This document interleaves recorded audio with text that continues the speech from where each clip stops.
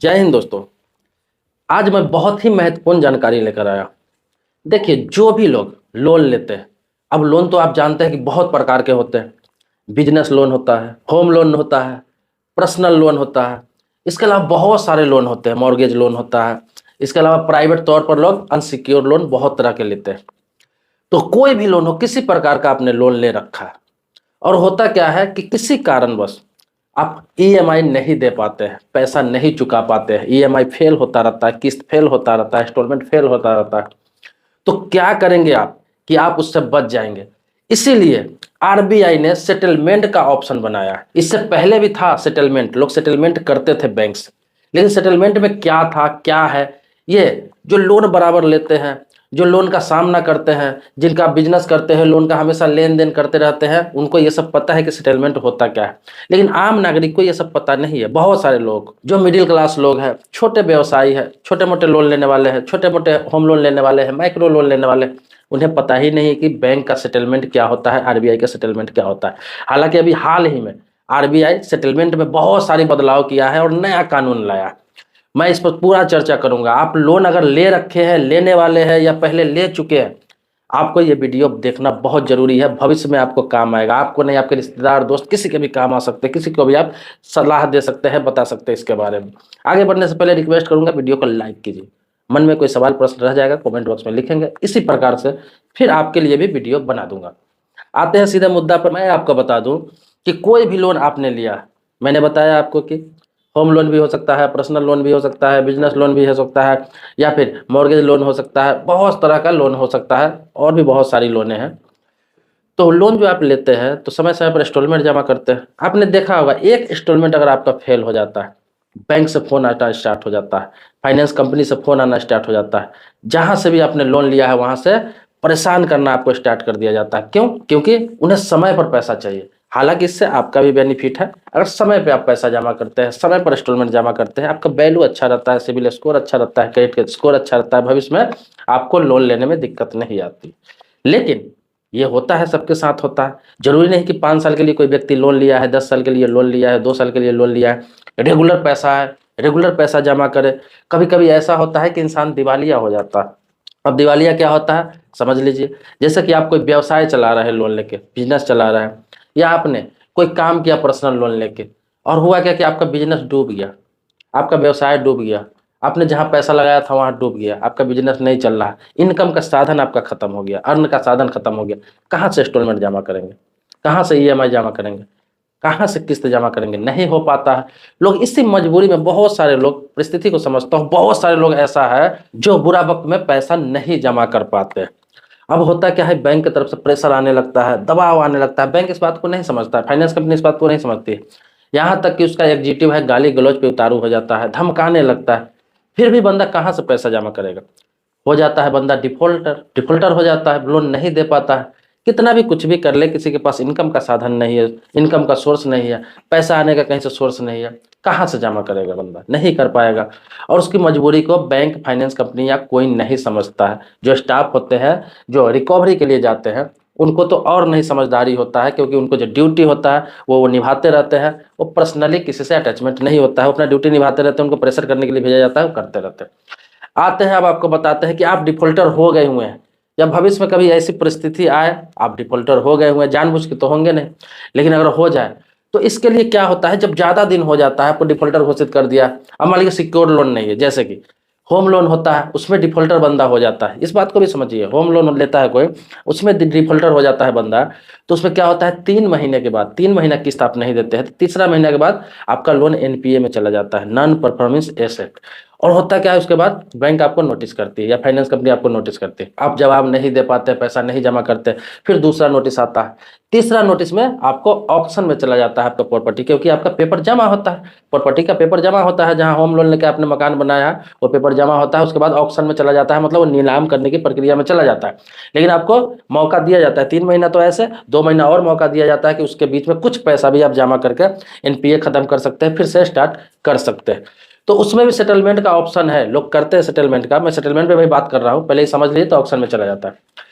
तो उसके बाद और लोन, जैसे बिजनेस लोन हो गया, तो बिजनेस लोन में किसी चीज़ की गारंटी नहीं रहती है आपको, सिर्फ दुकान पे आपका दिया जाता है, आपके बिजनेस पे दिया जाता है, लेकिन बिजनेस ही डूब गया तो कहाँ से रिकवरी करेगा बैंक। पर्सनल लोन दिया, उसमें तो कुछ आपका नहीं लेता है बैंक या फिर फाइनेंस कंपनी। ऐसे ही पर्सनल लोन आपके जॉब पे दे दिया जाता है कि आप इतना का कमाते हैं, इसलिए आपको 2 लाख 3 लाख 5 लाख दे दिया जा रहा है, आप कमा रहे हैं, दे देंगे। उसमें भी कुछ कुछ उसके पास नहीं रहता है।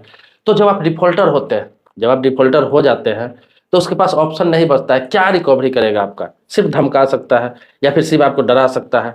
लेकिन आपका जॉब ही नहीं है, आपका काम ही नहीं है, आपका बिजनेस ही खत्म हो गया, कहाँ से जमा करेंगे। इसके लिए आपको करना क्या है, ज़्यादा प्रेशर आ रहा है, बहुत ज़्यादा प्रेशर आ रहा है, 3 महीना हो गया, 4 महीना हो गया, 6 महीना हो गया, फिर भी आप पैसा नहीं दे पा रहा है, जबकि आप लोन लिए हुए हैं, तो आप 4 महीना 6 महीना 1 साल 2 साल दे भी चुके हैं, लेकिन उसके बाद आप नहीं दे पा रहे हैं।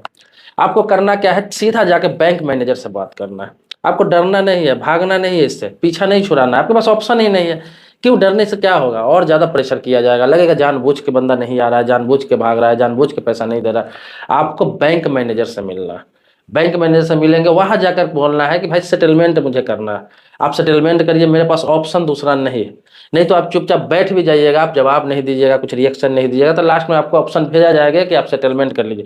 ये आरबीआई ने अभी बहुत बड़ा बदलाव इसमें किया है, लेकिन मैं आपको अभी बता रहा हूँ जो रूल नियम है, आप बात कर सकते हैं।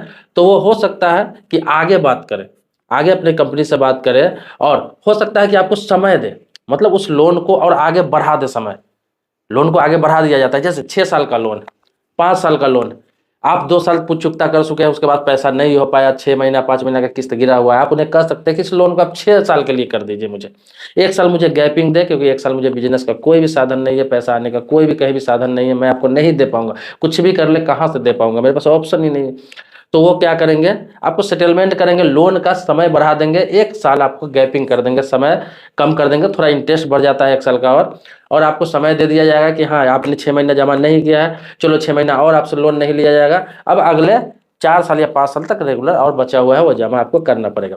एक ये होता है सेटलमेंट। दूसरा क्या होता है कि 5 लाख का लोन है, आपने 2 लाख दे दिया, 3 लाख बचा हुआ है, आपके पास कोई ऑप्शन नहीं। बैंक ये भी बोल सकती है कि 5 लाख रुपया बचा हुआ है आपके पास, या 3 लाख रुपया बचा हुआ है, आप 3 लाख के बदले 2 लाख रुपया दे दीजिए एक बार, आपका लोन खत्म कर देते हैं। या फिर 5 लाख है, 5 लाख के बदले आप 2.5 लाख दे दो, 3 लाख दे दो, आपका लोन खत्म कर दिया जाएगा। ये भी सेटलमेंट में ही आता है। तो दोनों ऑप्शन दे सकता है, इसके लिए आपको समय भी दिया जाएगा, समय भी दिया जाता है, तो दोनों का कोई भी उपयोग कर सकते हैं। सबसे बेहतर होता है कि पैसा तो आपके पास है ही नहीं, एक मुश्त दे के आप सेटलमेंट नहीं कर पाएंगे, तो टाइम बढ़वा सकते हैं, टाइम आगे बढ़ाने का ऑप्शन है।